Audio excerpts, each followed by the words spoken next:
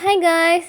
ரொம்ப நாளைக்கு அப்புறமேட்டு இந்த வீடியோ வரதுனால தயவு செஞ்சு ஒரு லைக் மட்டும் போட்டுட்டு வந்துருங்க. இன்றைக்கி நம்ம இந்த மீட் அப்படின்றது தாய் ஜிஎல் ட்ராமாவோட 11th எபிசோட் தான் பார்க்க போகிறோம். ஓப்பனிங் சீன்லேயே நம்ம ஜன்னதை காமிக்கிறாங்க. அவள் அப்படியே கொஞ்சம் நேரம் யோசிச்சுட்டு இருக்கு. இங்கே நம்ம ஐஸ் என்னன்னா திடீர்னு திருச்சா பிடிச்சா நினச்சிட்டு இருக்கா. அதே நேரத்தில் நம்ம டாக்டர் தாட்டும் வந்து பக்கத்தில் சிங்கு தான் நல்லாக்குமே அப்படின்னு சொல்லிட்டு ரொம்ப ஃபீல் பண்ணிகிட்டே இருக்க. இங்கே ஆக்சுவலி சிங்கு வந்து பார்த்துருப்பார்ல.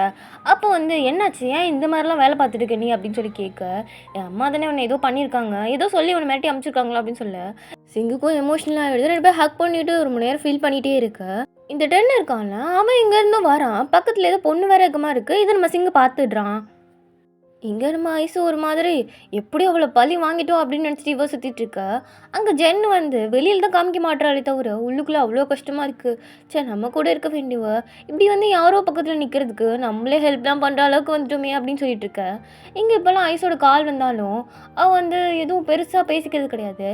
நான் உன்னை மீட் பண்ணணும் அப்படின்னு சொல்லிட்டு நம்ம ஐஸு கேட்டிருப்பா. ஆனால் அதுக்கு ஜென்ன சரி ஓகே வரேன் அப்படின்ற மாதிரி ரொம்ப நார்மலாக யாரோ தேர்ட் பர்சன் மாதிரி தான் அவள் பேசிகிட்டு இருக்கா. அவள் வந்து வெயிட் பண்ணிட்டு இருக்கா. அங்கே டாக்டர் தாட்டோட காலும் வருது. என்ன நடத்த அப்படியே பேசிகிட்டே இருக்கா. இந்த இடத்துல வந்து உனக்கு நிஜமாவே நான் தேங்க்யூ சொல்லியே ஆகணும் அப்படின்னு சொல்லிட்டு அவரை சொல்லிக்கிட்டு இருக்க. இங்கே நம்ம ஐஸ் இருக்கால, என்ன வந்துட்டியா அப்படின்னு சொல்லிட்டு ஒரு மாதிரி திமிராக தான் நடந்துக்கிறா. அவள் ஆட்டிடியூடே ஒரு மாதிரி ஒரு பாசியாக தான் இருக்குது. இங்கே நம்ம ஜென்னா அப்படியே பாவமாக இருக்கா. என்ன நான் இந்த மாதிரிலாம் நான் கூப்பிட்ட இடத்துக்கு நீ வந்துட்டா அப்படின்னா நான் உன்னை வந்து மன்னிச்சிடுவேன்னு நினச்சியா? என் கண்ணு முன்னாடி அங்கங்கே சுற்றிட்டு இருந்தா உன்னை நான் எப்படியோ ஏற்கப்பட்டு ஏற்றுக்குவேன் அப்போல்லாம் நினச்சிட்டு இருக்கியா அப்படின்னு சொல்லி கேட்க. அப்படிலாம் நான் எதுவும் சொல்லலையே மேடம் அப்படின்னு சொல்லிட்டு ஜென்னும் கொஞ்சம் நார்மலாக தான் பேசுகிறா. ஆனால் ஐஸ் வந்து இது கேட்குற மாதிரி இல்லை. அவள் தலையில ஏற மாட்டேங்குது ஜென் சொல்கிற எந்த ஒரு விஷயமுமே.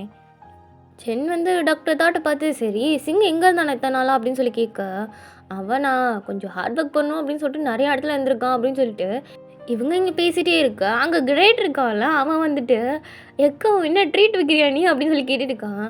ஆமாடா நான் தான் வாங்கி தரேன், என்ன வேணுமோ வாங்கிக்கோ அப்படின்னு சொல்ல, நீ வாங்கி தரேன் நான் கண்டிப்பாக நிறையா ஆர்டர் பண்ணுவேன் அப்படின்னு சொல்லிட்டு அங்கே அவனும் சாப்பிட்டுட்டு இருக்கான் சந்தோஷமா.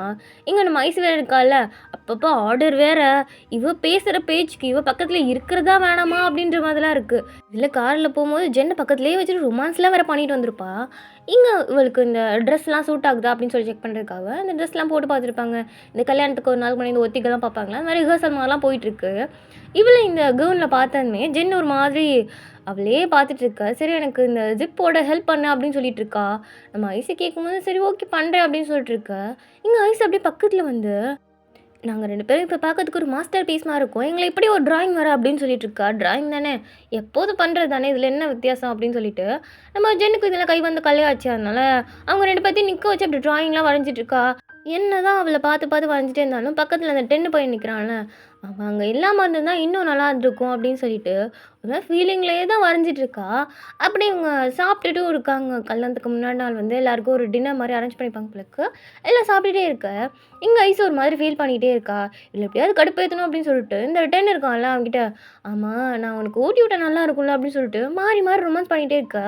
இது பார்க்க ஜென்னுக்கு ஒரு மாதிரி செம்ம காண்டாயிடுச்சு. இவ்வளோ நேரம் பொறுத்து போயிட்டு இருந்தா இதுக்கு மேலே தாங்க முடியாது அப்படின்னு சொல்லிட்டு அவள் செம்ம டென்ஷன் ஆகிட்டா.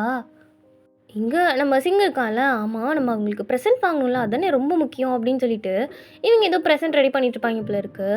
இங்கே நம்ம ஜென்னு ஒரு மாதிரி கடுப்பாகி வெளில வர கிரேட்டும் பார்த்துட்டு நானும் இந்த அளவுக்கு தாங்க பொசசிவ் ஆனேன், என்னால் புரிஞ்சுக்க முடியுது அப்படின்னு சொல்லிட்டு கிரேட்லாம் அதான் சொல்லிட்டு இருக்கான். இதில் இவங்களோட ஃபேவரட் கப்புள்ஸ் இருப்பாங்கல்ல, இந்த சோஷியல் மீடியா கப்புள்ஸு, அவங்கள பார்க்கறதுக்காக ஜென் வந்திருக்கா. நான் அவளை பார்த்துக்கணும்னு நினைக்கிறேன், பக்கத்துலேயே இருக்கணும்னு நினைக்கிறேன். ஆனால் என்ன பண்ணுறது, கடைசியில் அவள் ஃப்ரெண்டாக மட்டும்தான் இருக்க முடியுது அப்படின்னு சொல்லிட்டு இருக்கேன். நீ அட்லீஸ்ட் அவள் ஃப்ரெண்டாக இருக்கல்ல, ஒரு நல்ல ஃப்ரெண்டாக அது போதும் அப்படின்னு சொல்லிட்டு அவங்களும் அட்வைஸ்லாம் பண்ணி அனுப்பிச்சி வைக்கிறாங்க. ஆனால் ஜென்னிக்கு அதுலேருந்து மூவ் ஆன் ஆக முடியல. இவ்வளோ அவங்க முதல்ல வந்து இந்த கஷ்டப்பட்ட டைமில் ஒரு வீட்டில் வந்து இருந்திருப்பாங்களா, அந்த வீட்டுக்கெலாம் வந்து பார்க்குறா. சரி இந்த இடத்துல அவ்வளோ நானும் இருந்திருந்தா எவ்வளோ நல்லா இருந்திருக்கும். அப்போ நாங்கள் கஷ்டப்பட்டு இருந்தாலும் நாங்கள் 2 பேரும் ஒன்றா இருந்தோம். ஆனால் இப்போ அந்த மொமெண்ட்ஸ்லாம் திரும்ப வராதில்ல அப்படின்னு சொல்லிட்டு ரொம்ப ஃபீல் பண்ணிகிட்ருக்கா. இதில் நம்ம ஜென் வந்து ஒரு பெயிண்டிங் பண்ணியிருந்திருப்பாள், அது கூட காசுலாம் கிடச்சிருக்கும். அதை வச்சு தான் ஃபஸ்ட்டு வந்து ஓட்டிகிட்டு இருந்திருப்பாங்க வாழ்க்கையே. அந்த பெயிண்டிங்லாம் வந்து நம்ம ஐஸை நினச்சிட்டு தான் வரைஞ்சிருப்பா.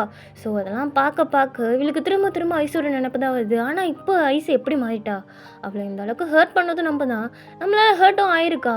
ஆனால் அவள் இந்த அளவுக்கு நம்மளை வந்து கஷ்டப்படுத்திருக்க கூடாது அப்படின்னு சொல்லிட்டு அவளை வந்து திரும்ப வந்து ஹர்ட் பண்ணவும் மனசு வரல. அதே நேரத்தில் இப்படியே அவளை ஏற்றுக்கவும் முடியல. ரொம்ப கஷ்டப்பட்டுட்டு அப்படியே ஒரு திங்ஸாக எடுத்து பார்க்குறா. அந்த நேரத்துக்கு அந்த இடத்துக்கு வந்து நம்ம ஐஸும் வந்துடுறான். வந்துட்டு, "என்ன இந்த மாதிரிலாம் வந்து சீன் போட்டுட்டு இருந்தா, கடைசில நான் உன்ன ஏத்துப்பேன்னு நெனச்சுக்கிறியா? அதெல்லாம் எதுவும் நடக்காது." அப்படின்னு சொல்லிட்டு இவ சொல்லிக்கிட்டு இருக்க. இங்க ஜென் வந்து, "இங்க பாரு, நம்ம வந்து இந்த மாரி போட்டி போட்டுருக்கிறதுலாம் இது டைம் கிடையாது. கல்யாணத்துக்கான வேலைய பார்க்கலாம். நானே உனக்கு அசிஸ்டன்ட்டா இருந்து எல்லா வேலையும் பண்ணி முடிச்சுடுறேன் சரியா?" அப்படின்னு சொல்லிட்டு, இவளும் வந்து இந்த லைட்டு செட்டிங்கு, கேமரா அது இதுன்னு எல்லா வேலையும் இழுத்து போட்டு செஞ்சுட்டு இருக்கா. இங்க ஐஸுக்கு ஒரு மாரி மனசே உடைஞ்சிருச்சு. ச்சே! இவ்வளோ பொசசிவ் ஆக்கலான்னு சொல்லிட்டு நம்ம இந்த வேலையெல்லாம் பண்ணிட்டு இருந்தா, அவ என்னன்னா வேலை எடுத்து போட்டு செஞ்சுட்டு இருக்காளே! அப்படின்னு சொல்லிட்டு, இவ இந்த மாரி கொஞ்சம் டென்ஷன் ஆயிட்டு இருக்கா. அங்க நம்ம கிரேட் பையன் இருக்கான்ல, எப்படியோ நீ அக்கா கூட இருப்பான்னு நெனச்சேன். பரவால்ல ஓகே. உனக்கு இந்த லைஃப் தான் பிடிச்சிருக்குன்னா நீ இங்கேயே இரு. ஆனா என் அக்கா இதுல ஹேப்பியா இருக்கா அப்படின்னு சொல்லிட்டு என்னால சொல்ல முடியாது. ஆனா, உனக்காக எங்க கூட இருந்த டைம்லலாம் ரொம்ப உன்ன நெனச்சு ஃபீல் பண்ணா தெரியுமா?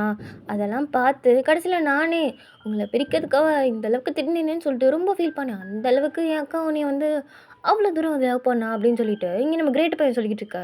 அங்க ஜென் இருக்கால்ல, அவ வந்து இந்த மாரி நெறையா ஏற்பாடுலாம் பண்ணிட்டு இருக்கா. இதெல்லாம் ஓகேவா மேடம்? ஓகேவா மேடம்ன்ற அளவுக்கு இங்க இவங்கள வந்து ரெக்கார்ட்லாம் பண்ணுவாங்க போல இருக்கு. இந்த கல்யாணத்துக்கு முன்னாடி இவங்களோட மொமெண்ட்ஸ்லாம் வந்து ஒரு மெமரியா வச்சுக்கணும் அப்படின்ற மாதிரி, அவங்க அதெல்லாம் வந்து ரெக்கார்ட் பண்ணிட்டு இருக்க, இங்க நம்ப ஐஸுக்கு வந்து மத்தவங்க தொட்டா ஒரு மாதிரி ஃபீல் ஆகும் இல்லையா? அந்த மாதிரி இப்போ ஃபீல் ஆகுற மாரி இருக்கு. இவன் பக்கத்துல இருக்கும்போதெல்லாம். அதுவும் இப்போ நம்ம ஜென் வந்ததுக்கு அப்புறமேட்டுக்கு, இவ ஒரு மாதிரி பதட்டமாவே இருக்கா. "நீ ஓகே தானே?" அப்படின்னு சொல்லிட்டு நம்ம ஐஸ பார்த்து ஜென் கேட்க, நான் ஓகே தான். ஒண்ணும் பிரச்சனை இல்ல." அப்படின்னு சொல்லிட்டு, அந்த ஷூட்டிங் ஒரு மாரி கேன்சல் ஆன மாரியே ஆயிடுச்சு. அதுவும் சொதப்பல். சரி ஓகே நெக்ஸ்ட்டு கல்யாண வேலைய பார்க்கலாம் அப்படின்னு சொல்லிட்டு, இங்க ஜென் வந்து நெறையா ப்ரிப்பரேஷன்லாம் பண்ணிட்டு இருக்கா. அதே நேரத்தில இவ ஒரு வாட்ச் குடுத்துருப்பாள்ல, அந்த வாட்ச் வச்சு தான் இவங்க வந்து இந்த மாரி கொஞ்சம் இந்த வாழ்க்கையே ஓடி இருந்திருப்பாங்க. இதெல்லாம் வந்து அவ நெனச்சு பார்க்குறா, நான் அவள பத்தி கவலைப்படாம இருந்தா, நான் எதுக்கு அவளுக்கு இதெல்லாம் பண்ணியிருக்க போறேன் அப்படின்னு சொல்லிட்டு, இவளுக்கு இவளே கத்திக்கிறா. இவளுக்கு அத ஏத்துக்கவே முடியல. இவ வந்து கல்யாணமாக்கி வேற ஒருத்தனுக்கு வந்து சொந்தமாக போறா அப்படின்னு சொல்லிட்டு, இவளால அந்த விஷயத்த வந்து ஏத்துக்கவே முடியல. அதே மாரி அங்கிட்டு நம்ம ஐஸ் இருக்கால்ல, இவ வந்து குக் பண்ணது இது எல்லாத்தையுமே வந்து ஒரு மாரி டூடுல் ஆர்ட்லாம் பண்ணி வச்சிருப்பா போல இருக்கு. அதெல்லாம் திரும்ப திரும்ப எடுத்து பார்த்துட்டு, ச்சே! இவ கூட இருக்கணும்னு நம்ம எவ்வளோ தூரம் ஆசைப்பட்டோம். இப்படி அநியாயமா தூக்கி எறிஞ்சிட்டு போயிட்டாளே! அப்படின்னு சொல்லிட்டு ஃபீல் பண்ணிட்டு இருக்கா. அப்படியே சின்ன பக்கத்துக்காக நம்ம ஐஸு வீட்டு பக்கம் வர, "ஆமா நீ ஏன் தூங்காம இப்படி சுத்திக்கிட்டு இருக்க?" அப்படின்னு சொல்லிட்டு, இங்க ஜென்னு ஒரு மாரி திட்ட தான் செய்றா. அவளும் இங்க வந்து இந்த இவ வரைஞ்ச இந்த ஆர்ட்லாம் பார்த்துட்டு, இவளுக்கு கொஞ்சம் ஃபீல் ஆகுற மாரி இருக்கு. ஜென்னுக்கு வந்து என்ன சொல்றதுன்னே தெரியல. இவள்ட்ட ஏதாவது சொன்னாலும், "கவுக்க பார்க்குறியா?" அப்படின்னு சொல்லி கேட்பா. "எதுக்குடா?" அப்படின்னு சொல்லிட்டு வாய மூடிட்டு இருந்துட்டா. ஆனா ஐஸுக்கு வந்து கிரேட் பேசினதுக்கு அப்புறமேட்டுக்கு, மனசுல நெறைய மாற்றங்கள் ஏற்பட்டிருக்கு. "இங்க பாரேன், நீ இதுக்கு அப்புறமேட்டுக்கு புது லைஃப் தான் ஸ்டார்ட் பண்ணணும். இதுக்கப்புறம் பழச நெனச்சுலாம் நீ ஃபீல் பண்ணிட்டு இருக்காத." அப்படின்னு சொல்லிட்டு ஜென் எவ்வளவோ அட்வைஸ்லாம் பண்றா. ஆனா ஐஸால அத ஏத்துக்க முடியல. ஆனா இந்த ஆர்ட்லாம் எவ்வளோ நல்லா இருக்குல்ல அப்படின்னு சொல்லிட்டு, இவள இந்த ஃபோன்ல இவளோட ஆர்ட்ஸ்லாம் காமிச்சுட்டு அப்படியே 2 பேரும் சமைச்சு சாப்பிட்டுட்டு, அன்னைக்கு நைட்டு 2 பேரும் ஒண்ணா தான் படுத்து தூங்குறாங்க. அதுவும் கைய 2 பேரும் கோத்துட்டே தான் படுத்து தூங்குறாங்க. பழையபடி ஒரு நாளாவது இவ கூட இருக்கணும் அப்படின்ற மாதிரி வந்திருப்பா போல இருக்கு. காலையிலே வெள்ளன எந்திச்சு கிளம்பிட்டா. எப்பவுமே இவளுக்கு இதே தான் வேலை அப்படின்னு சொல்லிட்டு, வந்து பார்த்தா எங்கேயும் போகல. எங்கேயோ தான் சிங்கு தொட்டி பக்கத்துல விளக்கிட்டு இருப்பா போல இருக்கு பாத்திரத்த. அதே மாரி முன்னாடி ஃபர்ஸ்ட்டு எப்படி அவ வந்து சமைச்சு ஊட்டிட்டு இருந்தா, அதே மாரி சமைச்சு ஊட்டி விட்டுட்டு இருக்கா. இதோட இந்த எபிசோட் முடியுது. நெக்ஸ்ட் எபிசோட்லாம் பார்க்கறதுக்கு நம்ம சேனல் சப்ஸ்கிரைப் பண்ணிட்டு, ஒரே ஒரு லைக் மட்டும் போட்டு விட்டு போங்க.